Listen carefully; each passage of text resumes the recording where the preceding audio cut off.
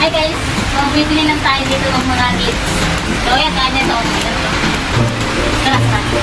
Ito na nga pala yung part 2 guys. Kung di nyo pa napapanood yung part 1, andito nga pala sa may screen, ipa-flash ko. Part 1 nga pala is nagpatahi ako ng sapatos at bumili. At dito naman mag-grocery ako at iba-budget natin ng 1K sa naabutin. 1K nga lang pala yung budget ko neto guys dahil wala pa naman akong extra. Mga needs nga pala muna ang bibilhin. So guys, ito lang pala yung pinamili natin. Tayo, naka-budget lang tayo. So meron tayo ganito, Choco Crunch. Yan. Tapos, bilan natin si mama ng Monte kasi paborito niya to. Tapos, bumibili isa lang ako ng isa lang ng pleasure pero mas makakamura ka kasi dito pag dalawa kaya ito lang yun.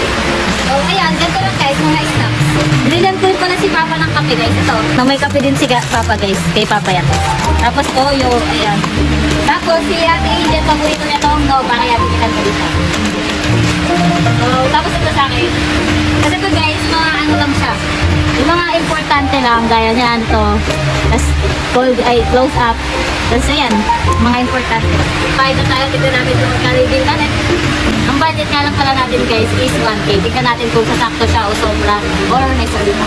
Next time nga, pati once mabibili na rin natin, imamanifest muna natin yan sa ngayon. Halagang 1K pesos, ganito nga pala karami ang mabibili sa grocery. Depende na lang din yan sa inyo kung ano ang uunahin nyo. Pero ayan kasi mga needs namin. Lalo yung mga pang comfort room. Stay tuned nga lang pala kayo sa mga vlogs ko. Thank you! So guys, kakauwi lang pala namin at basang-basa kami sa ulan dahil ayaw tumila ng ulan. So ayan, sinugod na namin. Catch a good time, even if it takes all night.